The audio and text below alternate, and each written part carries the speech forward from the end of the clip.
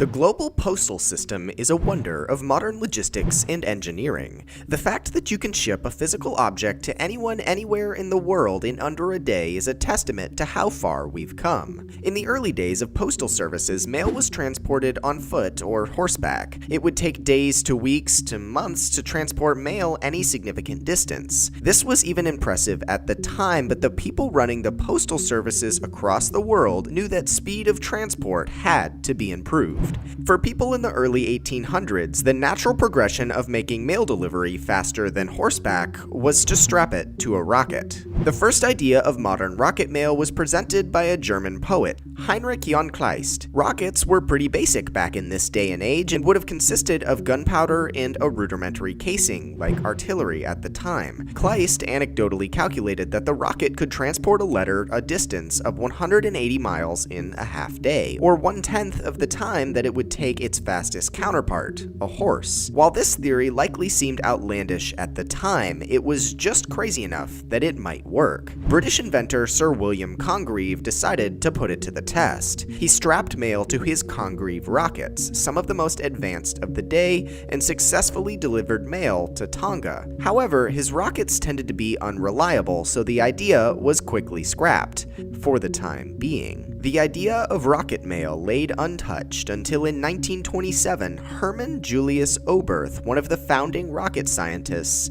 decided to try again. His idea was to create a small, self-guided rocket that could carry mail 600 to 1,200 miles away. This was the first modern representation of the idea, and it caught the mind of a talented Austrian engineer, Friedrich Schmiedel. Schmiedel knew the difficulty rural civilizations had in transporting mail over mountain ranges.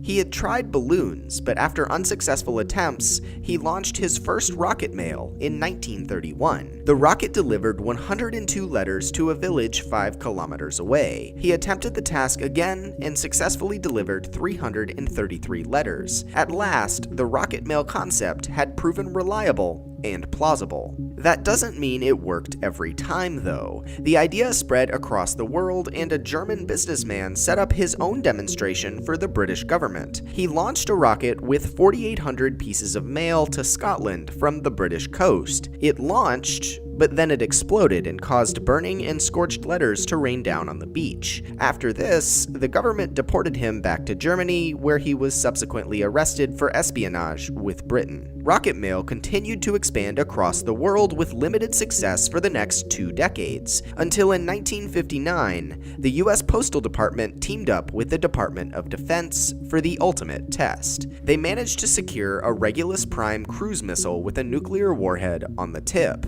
Notably not wanting to nuke the receiving post office, they replaced that warhead with 2 mail containers. The entire missile weighed 1,300 pounds and held 3,000 letters. They successfully launched the missile from the US Navy submarine USS Barbaro, which then struck Naval Base Mayport in Florida 700 miles away 22 minutes later. The letters were successfully retrieved and subsequently circulated as directed. The letters were all the same for this test and were spread around as commemorative gifts to postal workers and even President Eisenhower. On the letter, it said, "The great progress being made in guided missilery will be utilized in every practical way in the delivery of the United States mail. You can be certain that the Post Office Department will continue to cooperate with the Department of Defense to achieve this objective." After the successful test, an overzealous postmaster said that man will deliver mail from New York to California using rockets in hours before man reaches the moon. There was one big issue with that statement, though. The cost of one Regulus missile was $1 million